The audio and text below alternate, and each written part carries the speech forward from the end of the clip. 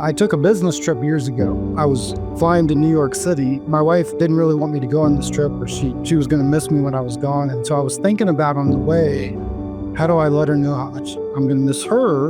And so God gave me this idea. At the end of that voicemail, I should leave a personal message for my wife. If this is Shonda, my wife, just know that I miss you, sweetheart, and I can't wait to hear your voice, and I can't wait to see your face, and I'll see you in a few days. I love you. Several people heard that voicemail while I was at that conference, and I got like major responses from customers telling me, Ken, that's the best voicemail I've ever heard. Wow. And even some business that I was trying to create during that period of time, they responded, I don't know who you are, but man, I want to do business with you. So like God was giving me grand thanks, right? And I was thinking, well, that's just a couple day voicemail, right? That voicemail has now been on my voicemail for over 20 years. Welcome to the Courageous Men Podcast, where we help Christian men follow God faithfully, love their families well, and build a legacy that lasts. And now your host, Whitney Sewell. This is your Courageous Men Podcast. I'm your host, Whitney Sewell. Today, I'm joined by Ken Gosnell, founder and chief servant leader of CEO Experience, a faith-driven organization helping leaders learn faster so they can lead further. Ken's a leadership coach, retreat host, and author of Well Done, 12 Biblical Business Principles for Leaders to Grow Their Business with Kingdom Impact. He's helped countless CEOs integrate biblical truth with modern leadership. Today, Ken and I dive into the courage to stand for your faith, love your family well, and measure success by eternal impact rather than worldly results. Ken's work reminds us that when we lead God's way, we don't just build companies, we build legacies that echo in eternity. Ken, welcome to the show. I've enjoyed getting to know you a little bit, and you're you're going to be a great guest. I know men are going to learn so much from you. Welcome. Thank you, Whitney. Glad to be here. Ken, I know you're not just a leadership coach. I know you help CEOs build legacies, and that matter for eternity. And I love that focus. Obviously, that's a major focus of mine as well. And before we jump into some deep questions to help the men that are listening, because I know you have all the answers, what's maybe one moment of joy with your family over the past week? Oh, well, that's fantastic. I've got so many. My family's so important to me. I've got 4 children and my wife, Shonda. And so probably this past Sunday in worship was such a powerful time when we were able to just after the unfortunate death of Charlie Kirk, but being together for worship was a great moment to be able just to be there, especially for my 2 youngest children who are still at home, I have 14 and a 17-year-old, to be able to talk through the power of faith and to be able to talk about what does it mean to be courageous and to stand up for something and to have values and just to be able to go to worship and to see others and to see a church that was filled. It was really powerful to see how one person touched the lives of so many other people. Yeah, no doubt about it. I love that was your joy. This past week, definitely one of mine as well. Exactly what you said, that we can go worship together, that we can have those conversations together, I can strive to lead in that area, right? And have those conversations that I feel like too many of us, and I'm guilty as well, right, have shied away from or been too passive at times, but to really try to step up there. So I appreciate you sharing that. But it goes right into this next thought, or just really having the courage to stand is something I it's so timely, right, as well. And where most leaders say water down their faith, right, in public. I see in you that you've really gone the other direction, you've gotten bolder, I feel like, as well. And just where does that courage come from? Well, I read a passage in the Bible that said, what's the profit of man to gain the whole world and yet lose his soul? And of course, I wanted to hear the words, well done, good and faithful servant in my life. I wanted to hear it all throughout my life. And then, of course, I wanted to hear it for all eternity. And what I recognized, or what I thought, is that I kind of came to the understanding that I was probably chasing a lot of the wrong things. So I was chasing after money or chasing after business success. And that wasn't necessarily what God was most pleased with. And so I thought about, well, he really wants me to make a kingdom impact. He wants me to do something for his kingdom here on earth. And part of that, it means stepping out in my faith. It means to acknowledge, Bible says, Jesus said that we should acknowledge him before men if he wants us to acknowledge him before our Father. And so I remember my first, I always felt like my faith was very personal and private. And so I didn't necessarily, I mean, I would share somebody if they would ask, but I wasn't necessarily out there promoting it. And I definitely didn't think I was going to have a business related around it. But I remember the first time I thought, well, this is something I should share, maybe a Bible passage or something my pastor said, and I posted it out on Facebook or some social media site. And just from there, God kind of continued to communicate how important that was. And I recognized that well done meant not only being successful in one area of your life, but it meant being successful in every area of your life. It means being successful in business. It means being successful in your relationships. It means being successful as a father, as a parent. It means being successful in your spiritual life as you continue to grow and develop. And I know that's a lot. Like for us as men, sometimes it's like, hey, I'm barely managing one area. But yet God's called us to not only be in those areas, he's called us to lead and succeed in each of those areas. And when I felt like I got that call in my life, that's when it was really, it gave me that passion and that boldness to step out and say, hey, I've got to not only step in here, but I got to step in and try to lead to the best of my ability in each of these areas. Love that. Uh, yeah, we can definitely feel like, man, we're getting run over, but like with a truck in one of those areas, right? And it just kind of dismantles all the rest of those areas that, we feel like we should be doing better in. Speak to maybe that transition there a little bit, because I bet there's many that are listening that feel like what we just talked about, right? And you transitioned, you became much more bold, about your faith, and now incorporated it into your business, and now helping so many others to do the same. How did you maybe grow in that?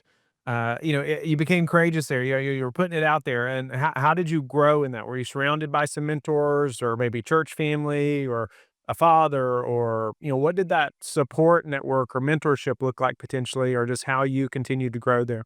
My father was a good man. He taught me about the Bible. He wasn't necessarily a businessman. He was a faithful steward employee for a business for a long period of time. But the Bible really was the mentor, I think, what challenged me. And so it was kind of an evolution as you talk about, or progression. And so as I continued to grow, the first part was, hey, I want to really win in business, right? And win at work. And so what does that really look like? And so I thought, well, I want to learn the Bible so that I can be better at work. I can improve my attitude. I can be a better listener. I can think more strategically. I can apply some human relation skills, but the Bible's probably the best at that. And so I did that. I started to apply a lot of these principles, and it became very successful. Well, then relationship, came into play, and so I wasn't always as successful in my relationships because I didn't necessarily apply all those same principles at home as I did at work. And so, but finally, the kind of the aha moment was, hey, if the Bible works at work, it probably works at home too, right? And some of those passages that are in the Bible that talks about what does it look like to be a good husband is kind of important. And I should probably understand those, and I should probably embrace those. And so that was really that part of kind of learning what does that look like to be a good husband. And then it became about parenting, and it was like, let me learn how to become that. And then it was more about how do I start to share that with others. And so it really was that progression. It wasn't necessarily all at once, but as I could understand how to grow in one area, it wasn't that I figured it all out and I'm the guru. It was really just me on a journey, but the Bible kind of took my hand along the way and kind of showed me each of those steps. And then I was happy to share with others what I had learned or how I'd grown. And through the process, others had responded. And then the business came, my new business then, and God kind of called me out of that perspective to say, hey, why don't you start sharing this with others and teaching them biblical business principles? But not only that, it's also really good life principles so they can succeed in business and at home. while we're on it, I would love to hear maybe a suggestion or tip how you study now. What's a good routine that maybe you have, or a way that you found, hey, I love studying God's word like this, or it's helped me, as a husband or father, or just as a Christ follower. What's kind of the routine that you even encourage other men to follow as they're trying to learn God's word. Yeah, one of the ways that I've got a couple different methodologies that I teach, but one of the ways that I start with a lot of business leaders is I talk about identity, because identity is being attacked so often today, and we even see that a lot with trying to understand what sex maybe I am, and there's a lot of questions around who am I, and we've always had those questions to some degree, but now they're really acute. And but most leaders, we struggle with what's called the imposter syndrome. We get placed in a business, or maybe we have a great idea, or we can lead to a certain level, and all of a sudden the business grows past that, and we feel like that we're fake, we're an imposter, we're not necessarily worked in that way. Well, I believe Ephesians 2:10, it says that we're God's workmanship. We've been created to do good works that God's prepared in advance. And I didn't always believe that. That was something that I kind of had to convince me of, or we had to go through a journey of that. So if I'm God's workmanship, what that meant was that God created me, He designed me, He made me. He gave me my identity. And so when I read the Bible, one of the ways that I love to read the Bible is I read each section of the Bible, and I simply think about the identity that He's calling to me to be in that particular passage. And I believe that, as I've read it down and read multiple times this way, is that I call it an I am kind of devotional, or an I am passage. So as I read that passage, I think, who am I in this passage? I am this, and it might be I am a couple different things. So, and it could be, positive or negative, that I'm leaving something, or I'm moving past something, or I'm overcoming something, right? But it helps me to embrace the identity that God has called me to be. And if you read the entire Bible from Genesis to Revelation, you write those I am statements all the way through the Bible, or in your journal or notes, or you're paying attention to every aspect of who you are, who God's called you to be, or who God's created you to be throughout the Bible, it'll transform you. You can't go through the entire Bible that way and not change how you think about yourself, how you act, how you feel, and how you believe that God's created you to be. I've never heard that before. I love that thought, as you're reading, to think about I am statements, because yeah, God's word is just as relevant today as it was the day it was written, right? And to me and to you, and so I love that, just to think that way. Maybe I'll start writing some things down like that. Yeah, but yeah, like you said, as you go through, I mean, even a few books, much less the whole Bible. Right. I That encourage people to start with Nehemiah. Nehemiah is a great one, because Nehemiah was questioning in some ways his identity. He was a cupbearer of the king, right? And all of a sudden he gets this message about the walls of Jerusalem being tore down. But the first chapter is really, he's a servant, or he's a listener. I'm a listener. I'm paying attention to God's movement. What's God doing in my world, right? And then he goes and he asks the king for some time off. So I'm an asker. I'm a prayer warrior. I'm a motivator. I'm a challenger. I'm challenged to do something, right? And then he goes to build. I'm a builder, right? So you can go through the different chapters, and all of a sudden you start to see out of this book, this calling that God gave to Nehemiah, but He's giving it to me today, just like He gave it to Nehemiah years ago. And it may not be walls of Jerusalem that He's calling me, but maybe He's calling me to build my home, or maybe He's calling me to build something in my community, or build something in my business, right? So anyway, Nehemiah is a great place to start about. What about, was there ever a moment where maybe you were tempted to shrink back, and maybe not be as bold about your faith when, maybe you felt like you should have been, or maybe you did do it, but you were just tempted to not? Oh, every day. I mean, I just read this morning, I post something on social media, and I get people blasting me, and calling me fake, calling all these accusations, and sometimes you question whether it's worth it, or are you doing more positive for the kingdom, or are you hurting the kingdom? Is a question that you ask. So when you receive the attacks of others, sometimes it causes you to shrink back. Sometimes it's a grind, right? Every day we try to get up and we're reading the Bible, or we're trying to raise good kids and trying to raise a family and love our wives. And it's just a grind. And sometimes we don't see those big movements, or every day build a business. And so it's easy. It's every day it's tempting to shrink back. And so, I believe that's why we have to continue to prepare our minds and go into battle and to, try to say, God, not my will. Then I want to try to stay as motivated as possible, because every day I know that I'm tempted to stop or shrink back. And there are days that, we're not as good as we could be or not as good as we were the day before. But that's the beauty of every new day, right? That when I didn't have a good day yesterday, doesn't mean my yesterday has to become my tomorrow. I can wake up today and I can say, hey, today's a new day. I love the passage that says today's the day the Lord has made out. I want to take today and then I want to just give it the best that I can for God today. And if my best is a 3 today, I'm going to give my best 3. If my best is a 7, I'll give my best 7.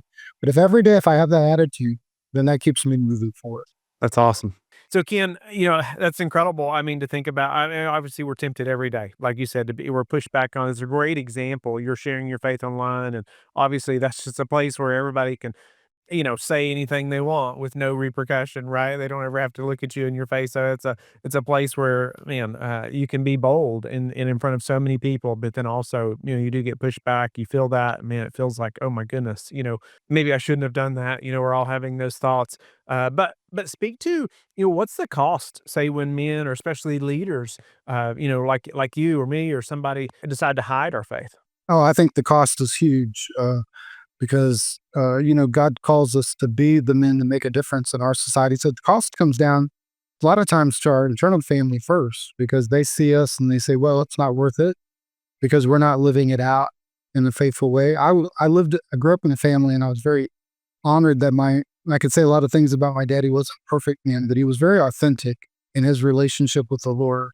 And that authenticity, if we're authentic, good, bad, ugly at times, I think that really transforms. When we don't, when we become fake, or we just curl back, and then all of a sudden, I think it really impacts the generation, and not only our kids but others. And then all of a sudden, they walk away because they feel like it's all a bunch of fake. But then other things begin to come in. We lose the battle in our society because that whole vacuum is taking place where men aren't in that conversation anymore. We're not there to talk about the things that we value, things that we believe, our passions and our attitudes. And so I think everything suffers when men shrink back. And our homes suffer, our families suffer, our communities suffer, our businesses suffer. And so that's why that mantle of manhood is so critical and so important. Wow. How have you seen men really conquer that fear, right? And not be passive in that way, or men stay silent, or how have you seen, or maybe you've coached somebody through that, right? Thinking through that, hey, we're going to take a stand here. Need you to really step up here, into this, what the Lord's called you to. How have you seen that work? Well, I think a lot of times it works in teams, right? So having somebody, I find it always interesting in the Bible that all great leader, I said, no great leader ever led alone, right? Moses had Aaron. And it's interesting. Here's one of the greatest leaders of all time. I have my Moses statue behind me there. He asked for a helper. He asked for a trusted advisor, a friend, which was his brother Aaron, to support him, right? And there's a great story in the Bible. The Israelites were fighting and they were in battle, and Moses was up on the mount. And when his hands would drop, the Israelites would start to lose the battle. So Aaron and Hur would get up there and they'd hold up his hands. And as his hands were up, the Israelites we wouldn't win, and then they won the battle. And I think that's so critical that men have a partner, that we do it together. We have a trusted advisor or somebody in our life, a coach, a mentor, a friend, a group that we can be a part of that helps us to be courageous. Because when we're by ourselves, a lot of times we can shrink back.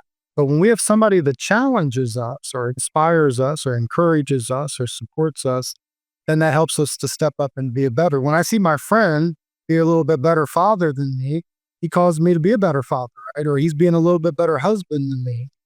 I tease a lot of the guys, they give me a hard time, but it's been funny. I took a business trip years ago as an example. And I was flying to New York City, and my wife didn't really want me to go on this trip, or she was going to miss me when I was gone. And so I was thinking about on the way, how do I let her know how much I'm going to miss her while I'm gone on this trip?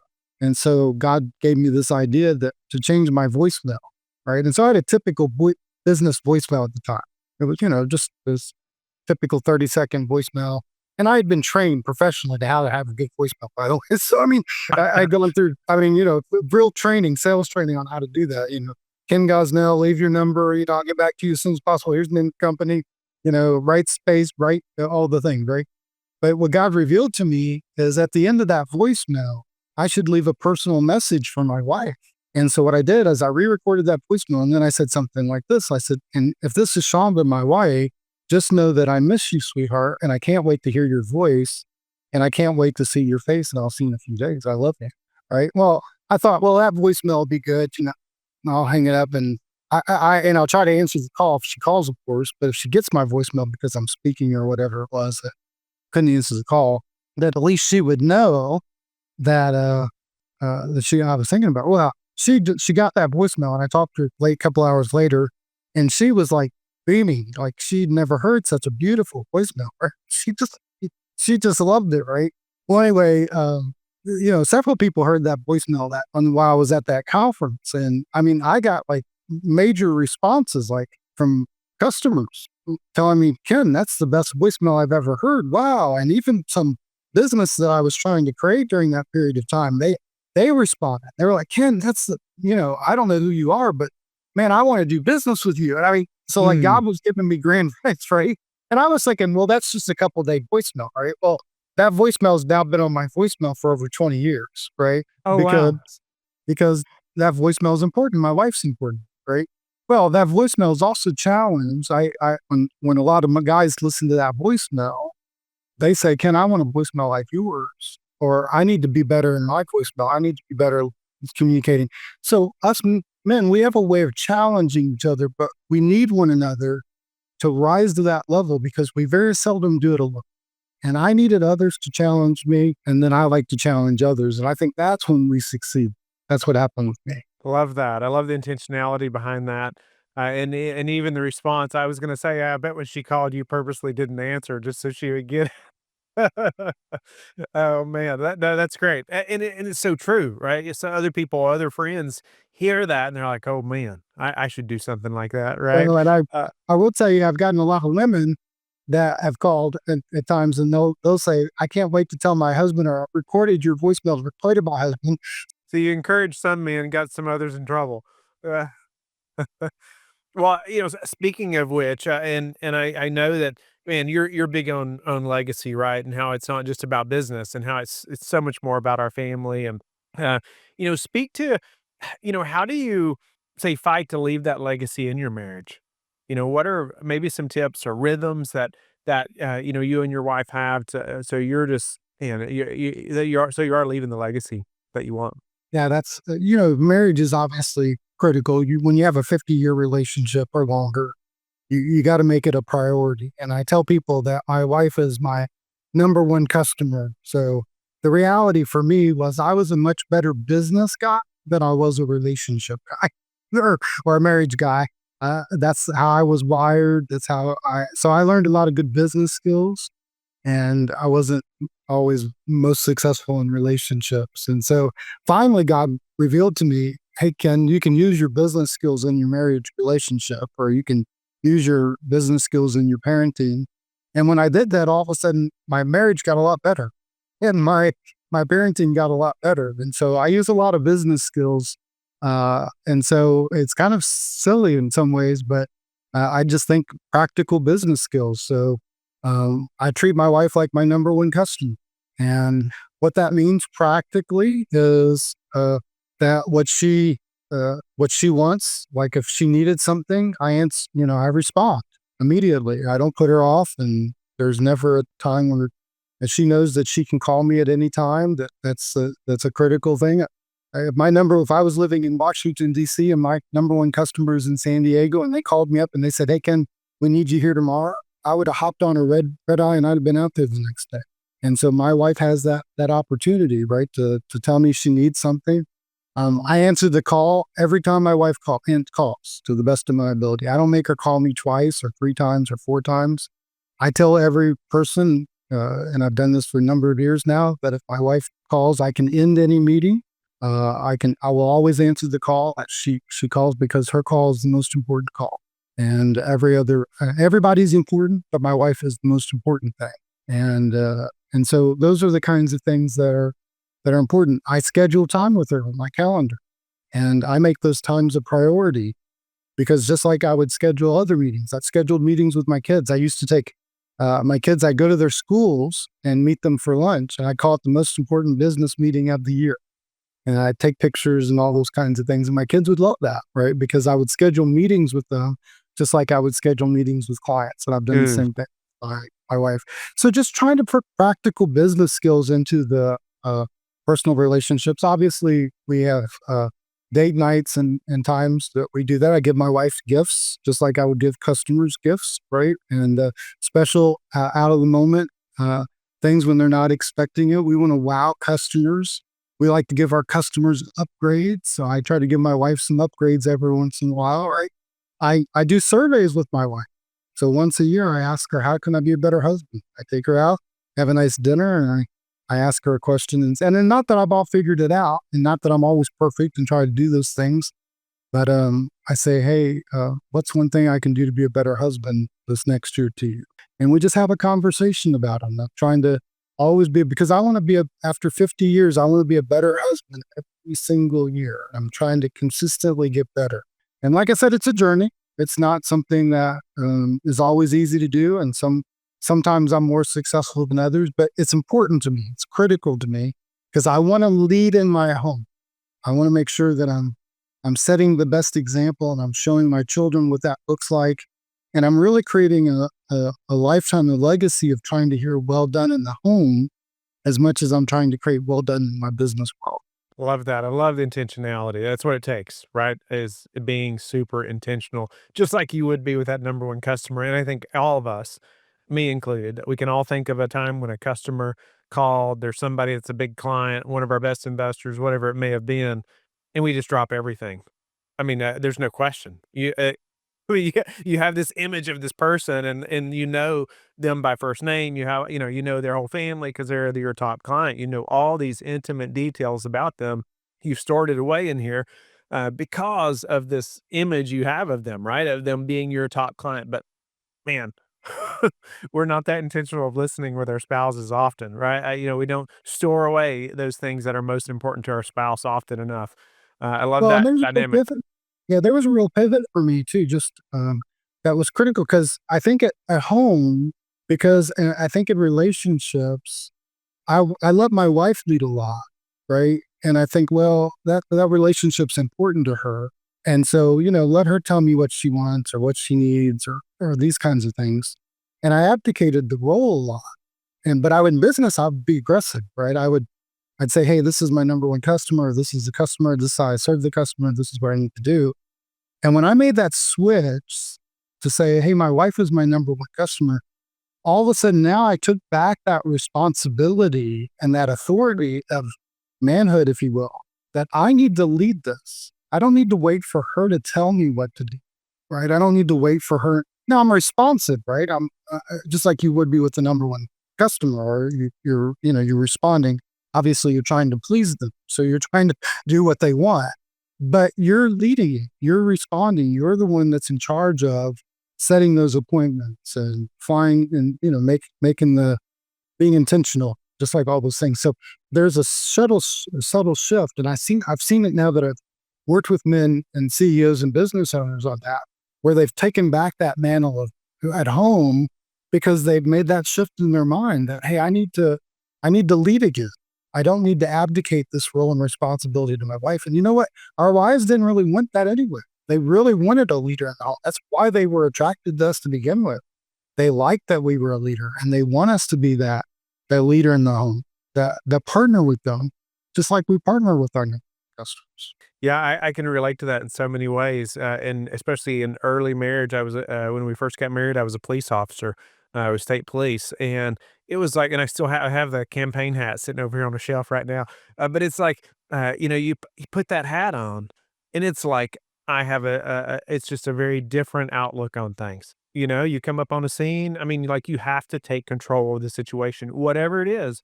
Everybody's looking to you for leadership immediately because you're wearing that hat, you know? But then it would be so easy for me to be super passive at home. you know? So I think about that, that hat that I need to put on. So I'm that courageous leader at home as well. That's right. Not in a maybe demanding way all the time, but man, just leading, right? And providing guidance and being that man that my wife and kids will look up to.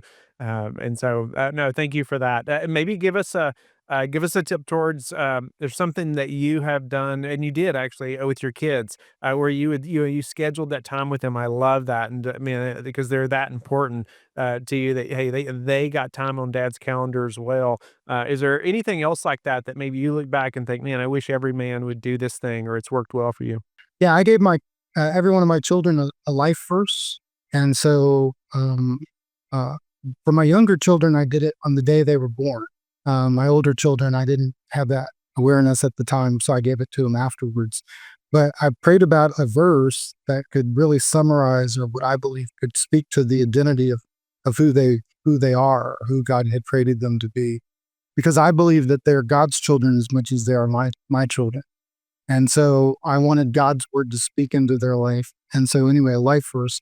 So that's a powerful thing because I've been able to call on that life verse.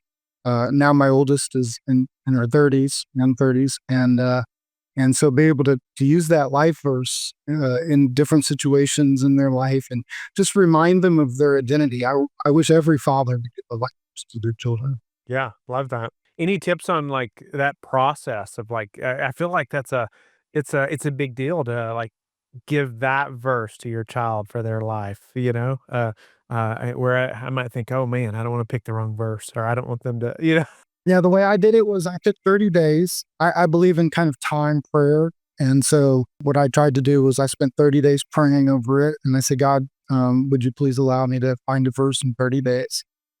For my younger two, like I said, it was going into the days they were born. And then I wanted to decide on the day that they were born. So, and then I just kind of looked and thought about, God brought to mind verses, or as I was reading the Bible during those 30 days, God would bring to mind certain verses. And I can't really describe it. God provided 4 verses that fit all 4 of my children. And I'll tell you, my youngest one, which is a powerful one, and I really didn't even want this verse to be totally honest. So I was really struggling with my youngest child, and we knew he was going to be our last child. And his verse ended up being Jeremiah 29:11, and I really didn't necessarily want a known verse for Mm. whatever reason. I kind of verses that aren't necessarily kind of popular verses for my children. But that was the verse that God kept bringing back to mind, which Jeremiah 29:11 says that I know the plans that I have, plans to prosper you, not to harm you. Mm. And so I just prayed about it and prayed about it. And finally, I felt like, okay, God, that's the verse that you gave to us. Well, Kaisten was born, beautiful baby. And so we gave him that verse, put the verse up in his room, had a plaque made, all those kinds of things. So we always put verses around the kids so that they can see it, all that stuff. But anyway, about 18 months into Kaisten's life, he had a setback and he was diagnosed with apraxia and autism, and he couldn't speak. And it's been a journey. He's now 14. He's a freshman in high school. And there's so many God stories to do with Kaisten. But I'm so thankful for that verse because in the most difficult, hard moments of Kaisten's life, I was able to pray that verse over his life. And it was like God was speaking that to me even more than he was speaking to Kaisten, that I know the plans that I have for you, the plans to prosper you, not plans for good, not to harm you. Right. And it just reminded me that God had a purpose for Kaisten. God has plans for Kaisten.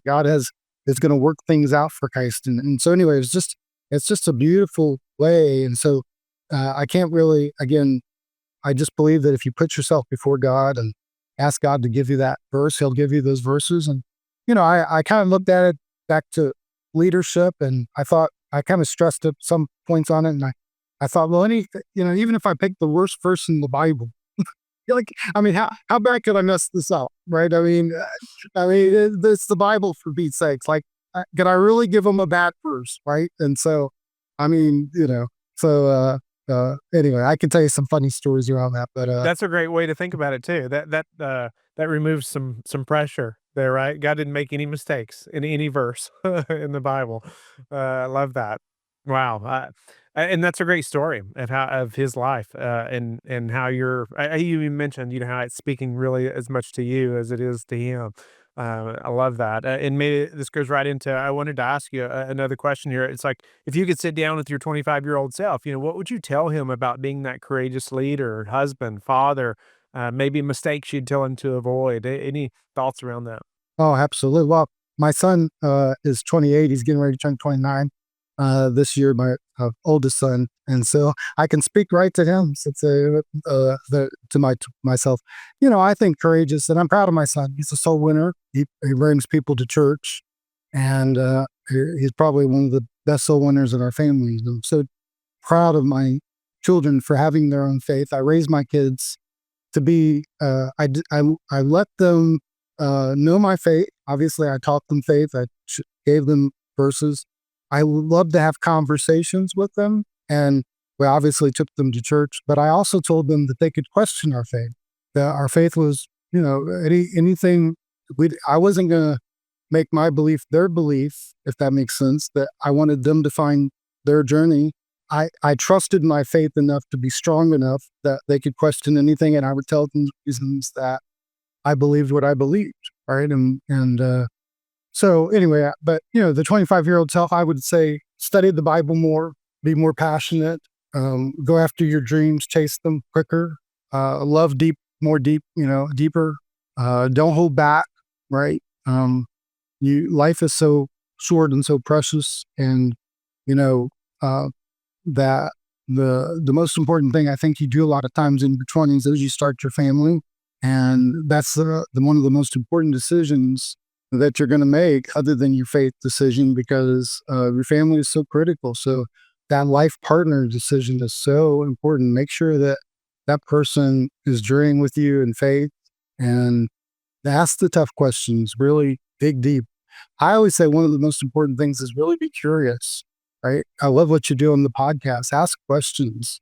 Don't think you know it all, right? There's so many wise individuals around you, and especially in your 20s. And talk to people in their 80s.